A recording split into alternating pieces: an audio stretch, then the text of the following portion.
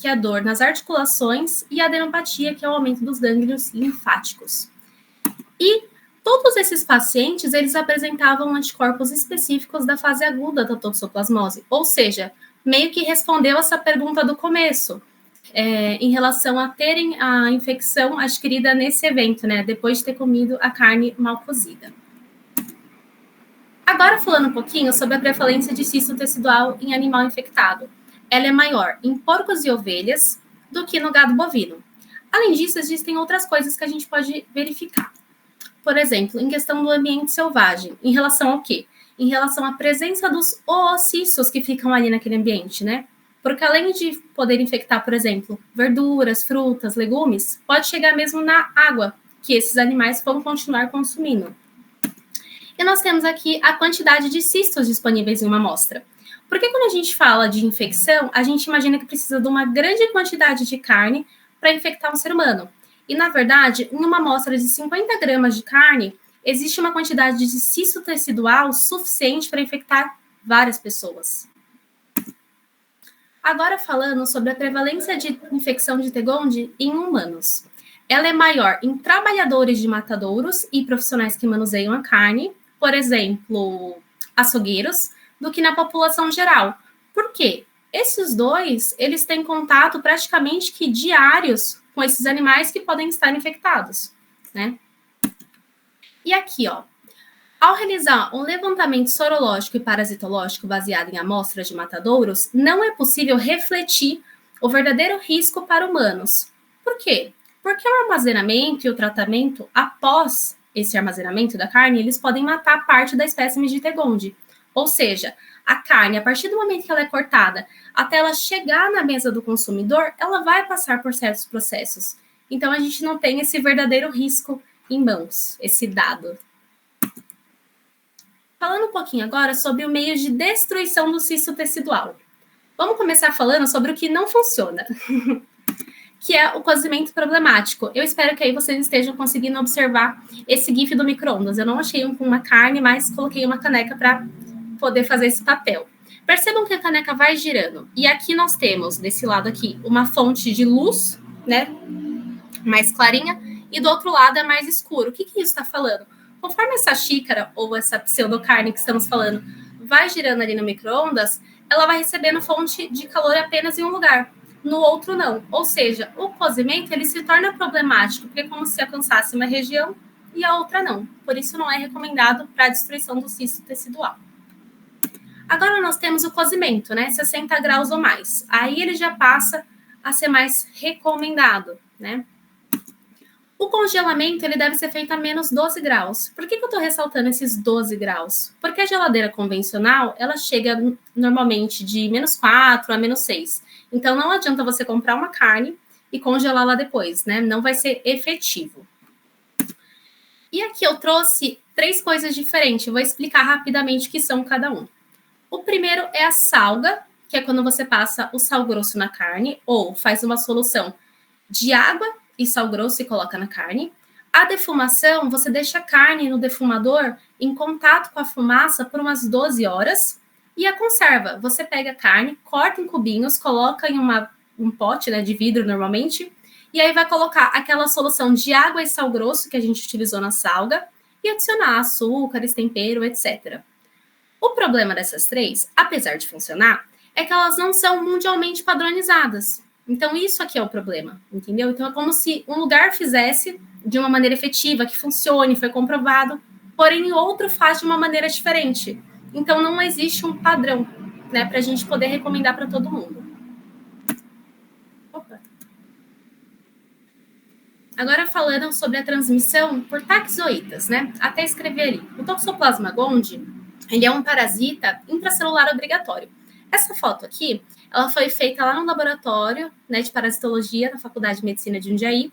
Aqui, ó, eu tô colocando com o laser, vocês conseguem ver algumas não, né, várias taxoítas aqui. O que acontece? Já foi falado aqui nas apresentações.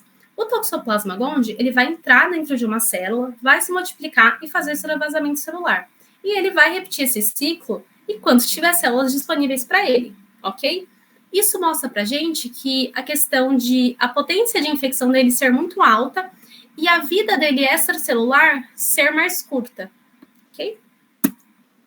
Falando um pouquinho sobre as fontes de infecção dos taxoítas. É um pouquinho diferente das bradyzoítas que a gente já viu. Acidente laboratorial. Então, nós temos aqui, ó, um catéter agulhado, e aí eu vou dar um exemplo para ficar mais claro para entender. Vamos supor que um técnico de enfermagem vai fazer uma punção em um paciente que esteja com Toxoplasma gondii ativo. Ele vai lá, faz a medicação e na hora de remover o catéter agulhado, ele se perfura. Essa perfuração pode gerar, sim, uma contaminação por taxoítas, ok? E aqui nós temos a transfusão por leucócitos. A gente pode falar sobre, por exemplo, o transplante de medula óssea, né? Principalmente o halogênico, que seria o quê? Um doador infectado e um receptor não infectado. Nós temos a congênita, que é da mãe para o feto, né? Na aula de hoje eu vou falar um pouquinho em relação à questão animal e a parte humana em questão da congênita, vamos ter uma apresentação específica. E nós temos aqui a última, que é em relação a transplantes, né, de órgãos humanos. Vamos falar sobre duas hipóteses. Primeiro, um doador infectado e um receptor não infectado, e um doador não infectado, porém um receptor que ele está com infecção latente do toxoplasmose, né, no caso Toxoplasma gondii, e ele ainda assim é imunocompetente. Quando ele receber esse órgão, esse transplante, ele vai ter uma infecção ativa, né? Ela é ativada por simplesmente ter a questão do transplante. E aqui embaixo, eu espero que dê para ver, nós temos os fatores de risco de transmissão baixo, que é em relação ao leite. Por que é baixo? O leite ele vai passar por processos de pasteurização e fervura, que ele alcança temperaturas mais altas. Enquanto o ovo, ele é praticamente nulo em relação à infecção por taxoítas. Se a gente for falar de outras patologias, ele pode ter a ver, por exemplo, a salmonela. Aqui, como eu falei que a gente ia voltar a mencionar a infecção congênita, vamos falar rapidinho sobre um estudo em vivo com rato e hamster sobre a infecção congênita. Ele é de 1995. Então, vamos lá. Fatores que afetam a taxa de transmissão. Primeiro, estágio do parasita. Então, dois estágios que a gente já viu na apresentação de hoje. Taxoíta ou cisto tecidual. Qual que é a apresentação que ele está? Outra coisa, linhagem do animal. Então, em relação à parte genética, foi adicionado um gene, foi retirado um gene? Ou então, qual é a espécie, qual é o gênero desse animal? Outra coisa, a forma de inoculação.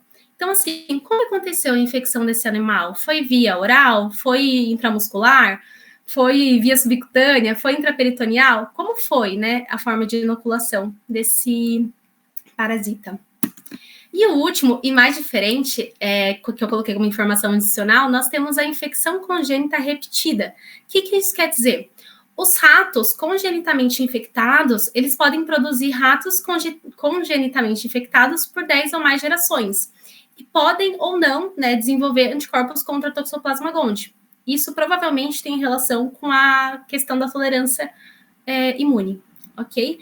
Lembrando que isso aqui da infecção congênita repetida foi identificado em ratos, hamster e mamíferos de pequeno porte. Em humanos, isso não foi identificado ainda. E essa parte é bem interessante. A gente vai falar um pouquinho sobre epidemiologia.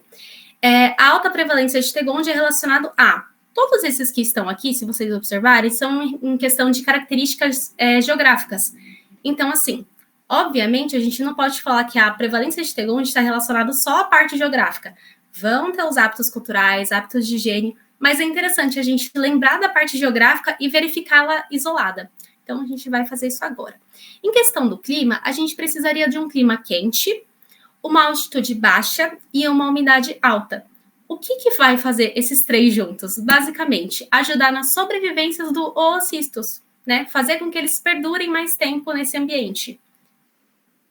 E para isso, para a gente conversar, eu trouxe uma afirmação que está no livro, que a Tailine falou no começo da apresentação, que a gente está usando para estudo. Então, eu vou ler a frase e falar um pouquinho sobre ela.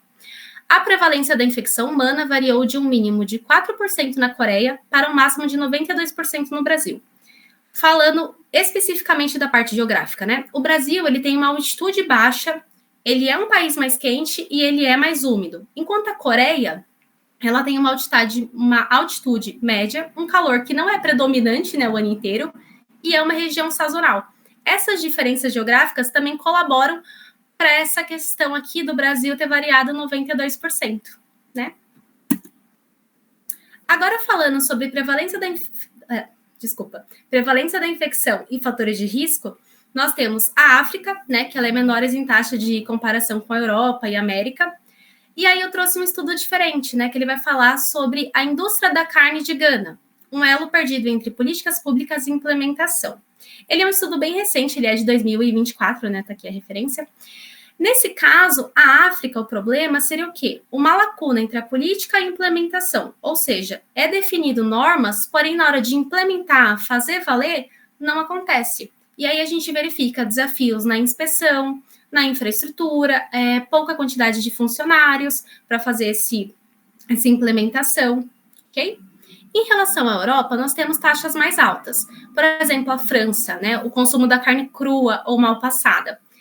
Tem um prato que se chama steak tartare, ele nasceu na Alemanha, né, foi criado lá, mas ele se popularizou na França, que é o quê?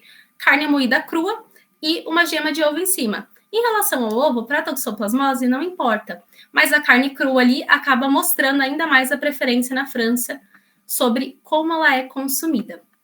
Agora, falando sobre a América, ela também apresenta taxas mais altas. Em relação aos Estados Unidos, foi identificado de novo, né? Já falei na apresentação de hoje no começo, mas menciono novamente a carne de cordeiro. Ela não é tão consumida, mas ela é uma fonte provável de infecção, tá? Em relação ao Brasil e a Costa Rica, a gente vai falar sobre a quantidade desenfreada de gatos, né? Eu vou voltar a falar sobre essa questão da quantidade desenfreada de gatos no final, ok? E aqui sobre a Ásia, eu trouxe um estudo bem diferente. Ele é um estudo um pouco mais antigo, mas bem interessante. Por quê?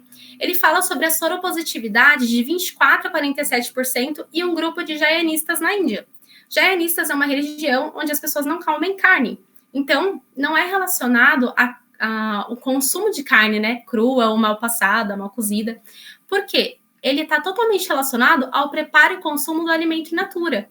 Ou seja, vegetais, verduras, frutas que não fazem a higienização corretamente. Mais para frente ainda eu vou falar sobre isso. E outra coisa interessante é, tanto os Estados Unidos quanto a Europa, eles apresentaram um declínio, né, na prevalência e na taxa de infecção. E por quê? 3 tópicos. Primeiro, aumentou a educação em saúde. Segundo, aumentou a limpeza de currais e chiqueiros, que é onde esses animais vão ficar. E terceiro, aumentou o consumo de carne congelada. Então, essas 3 coisas juntos conseguiram abaixar tanto a prevalência quanto a taxa de infecção. Agora falando sobre uma infecção por Tegonde e gatos. Alguns estudos que comparam a presença da infecção e o contato com gatos, eles fornecem resultados confusos. E por que eles oferecem esses resultados? Primeiramente, em questões elaboradas nos estudos. Como assim? Quando você vai fazer uma pesquisa, você precisa ter a sua questão norteadora, né? A sua pergunta. Se ela não é bem elaborada, no momento que você começa a pesquisar, você acha informações e faz levantamento de dados que não vai responder aquilo que você realmente gostaria de responder. E aí fica um estudo um tanto bagunçado. Isso também pode estar relacionado com esses resultados confusos, ok? E também em relação à faixa etária dos participantes. Hoje, eu já falei sobre crianças, vai falar em alguns dos estudos que eu vou mostrar para vocês. A gente vai abordar a questão de idosos e também de adultos, faixa etária adulta. Mas, afinal, o contato com o gato é um fator decisivo? Nesse caso, não, né? Seria o quê? O contato com os cistos presentes nas fezes de um animal contaminado. E assim, característica das fezes, eu já coloquei ali. Geralmente elas são duras e elas podem permanecer em áreas de defecação por longos períodos de tempo. Aqui, a sobrevivência, eu já falei em questão, né, da fruta e vegetais no slide anterior, mas eu não tinha comentado sobre os cães domésticos.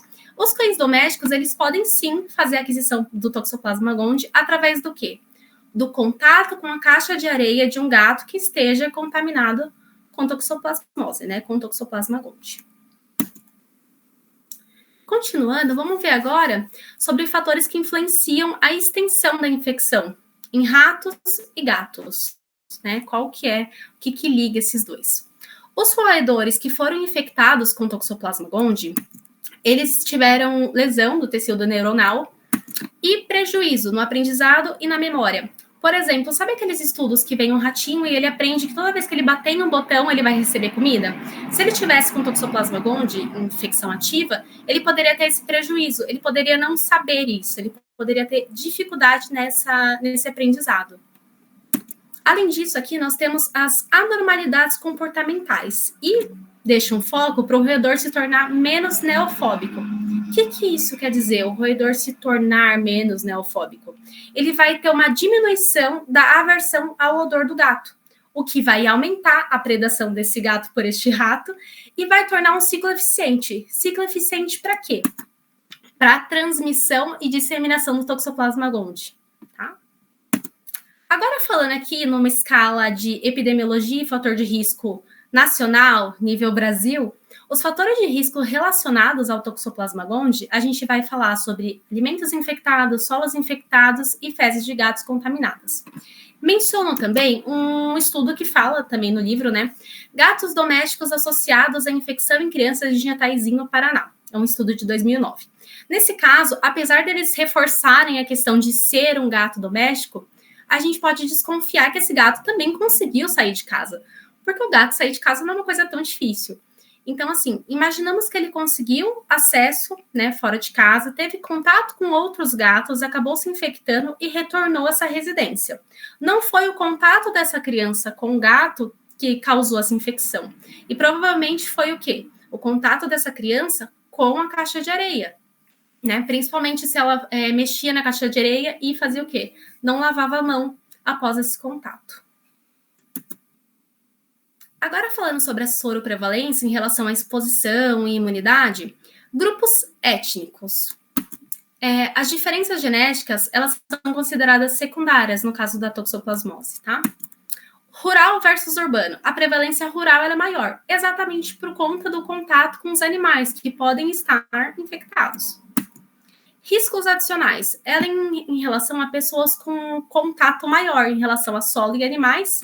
Trouxe 2 exemplos básicos. Primeiro, trabalhadores de abatedouros ou matadores, que eu falei no começo, e coletores de lixo. Ele é mais comum. Por quê?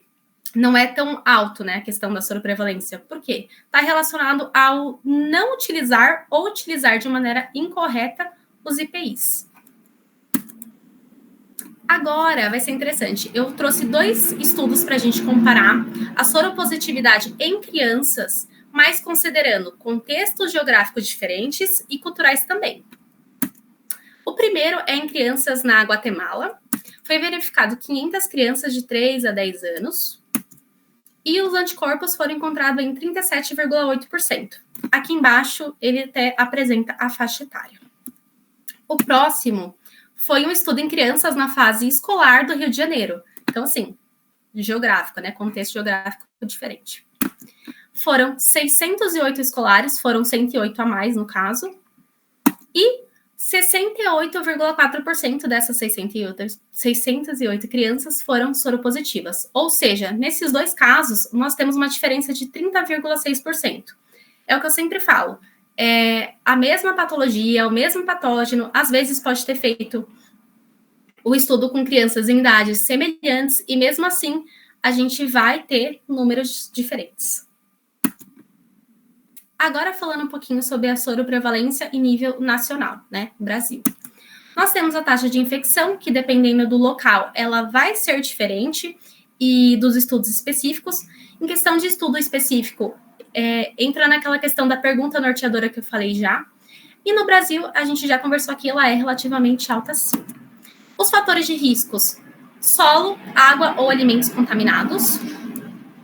E aqui, ó, esse é diferente. A soroprevalência, ela também tem relação com o grupo socioeconômico. Por quê? No livro que a gente está utilizando, ele até menciona. Brasília, ele tem uma soroprevalência menor, por conta de ser um grupo socioeconômico mais elevado. Já, por exemplo, a população indígena, os grupos indígenas, ele tem uma soroprevalência maior, por conta de ter um poder socioeconômico mais baixo, ok? Então, nós temos essas divergências. E a solução ideal seria o desenvolvimento de uma vacina, né, de preferência que ela seja eficaz e segura. E agora eu vou trazer um estudo aqui do lado que fale sobre a pesquisa, né, sobre soroprevalência no país. Então, aqui, né, prevalência de anticorpos contra Toxoplasma gondii no Brasil. Foram verificados 20 estados. A idade foi de 0 a 5 anos, 42,1% de positividade sorológica. 50 anos, 84% de positividade sorológica. E a maior prevalência foi na região sudeste. Então, São Paulo, Minas Gerais, Rio de Janeiro, Espírito Santo, foram esses estados que tiveram maior prevalência. Agora falando sobre a soroprevalência em recrutas militares no Brasil. Essa parte é interessante porque existem 2 estudos sobre, com apenas 1 ano de diferença. Então, a gente consegue analisar o que aconteceu nesse 1 ano. Então, o primeiro é de 1967, segundo, 68. Esse primeiro foi um teste de hemaglutinação indireta, né? Onde ocorre uma aglutinação dos anticorpos indicando a presença do Toxoplasma gondii. E esse aqui é o método de coloração, onde utiliza-se um corante para visualizar o parasita. Aqui, o primeiro identificou uma prevalência, né, a soroprevalência de 12% a 55%. Nesse outro, 1 ano depois, identificou a soroprevalência de 52%. Então, assim, mesmo 1 ano depois, foram resultados semelhantes. Isso aqui mostra para gente que o Brasil em si deveria reconhecer a importância da toxoplasmose como um problema de saúde pública no país. Né? Todos os artigos que eu venho mostrando, os estudos que eu venho mencionando, eles são números altos. Agora chegamos no nosso último tópico, que é prevenção e controle. Então, relembrando sobre a questão da carne. O cozimento, né, ele deve ser feito a 60 graus ou mais. O congelamento a menos 12 graus. Evitar provar na hora que você está manipulando, né, essa carne para cozinhar, fazer algum alimento. Higiene pessoal em relação à lavagem das mãos sempre que manipular a carne e limpeza de utensílios. Quais utensílios? Por exemplo, você mexeu, colocou essa carne crua dentro de uma vasilha, utilizou uma tábua, utilizou uma faca, fazer a higienização desses utensílios. Manipulação de alimentos, o preparo desses vegetais para consumo. Naquela tabela que eu falei sobre continentes, né, eu ressaltei a questão dos higienistas, lembra que era a má higienização dos vegetais, frutas, das coisas in natura? Nesse caso, a gente vai resolver como? De acordo com o Ministério da Saúde, ele recomenda uma vasilha com água, colocar o alimento dentro e colocar o hipoclorito de sódio, né? E deixar ali durante um tempo para depois fazer o consumo e não lavar apenas em água corrente. Agora a gente tem as populações especiais, que a gente pode estar falando sobre gestante ou então imunossuprimidos. Eles devem evitar o contato com fezes de gato, solo e a carne crua. E, de preferência, usar luvas, se forem fazer jardinagem ou se não tiver outra pessoa para fazer a troca da caixa de areia, utilizar a luva. Animais de fazenda, vou falar primeiro sobre animais que vieram a óbito. Então, por exemplo, vamos supor que seja um porco que tenha vindo a óbito. Esse corpo ele deve ser retirado o mais rápido possível, para evitar o predadorismo e o carnivorismo daqueles animais que estejam em volta. E aqui, em relação a cabras e ovelhas, elas devem ser mantidas longe de gatos, né? Principalmente se elas tiverem prenha. Outra coisa, caso uma delas apresente aborto, ele deve ser descartado em um lixo correto, né? Risco biológico, não é qualquer descarte que deve ser feito. Além disso, não é porque essa ovelha ou essa cabra teve um aborto que ela sempre vai apresentar abortos, tá? Agora, falando sobre os gatos. Questão da alimentação, né? A ração ela deve ser seca, enlatada ou cozida. E, assim, evitar oferecer carne. Porém, se for uma questão do médico veterinário acabar recomendando, oferecer a carne congelada, ok?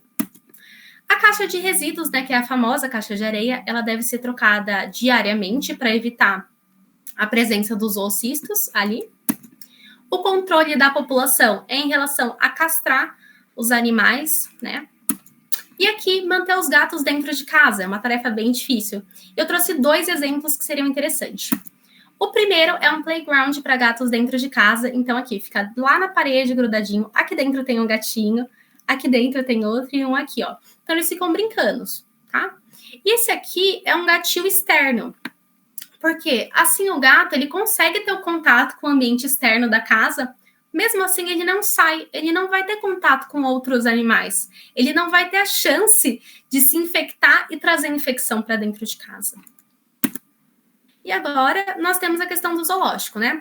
Por que a gente tem que falar sobre o zoológico? Porque, assim, eles pertencem à mesma família, né? Essa Felidae. E aí nós temos espécies diferentes e gêneros diferentes. Esse aqui seria a questão do gato, então Felis e Felis catus é o gato doméstico, mas, por exemplo, esse Panthera e Panthera lia seria em relação ao leão, que ele está no zoológico. Então, pensando nisso, vamos rapidinho. Separação dos felídeos. O que isso quer dizer? Os felídeos, eles devem estar separados para evitar o risco da contaminação e de disseminação dessa infecção. Outro tópico, não alimentá-los com carne crua, né? Sempre carne cozida. Além disso, a limpeza dos utensílios deve ser realizada. Ou seja, quais utensílios? Aqueles utilizados para manutenção do ambiente que esse animal se encontra. Bom, deixo aqui, então, as referências, né, da apresentação de hoje e o meu muito obrigada. Muito obrigada, Stephanie. A apresentação foi muito boa, viu? Foi bem claro. Obrigada. E gostaria de agradecer mais uma vez todas que participaram hoje. Semana que vem nós teremos mais um seminário, às 7h30 da noite. Isso aí. E já está disponibilizado o link para o formulário de presença no chat da ligação. Muito obrigada, pessoal. Obrigada, gente. Boa noite.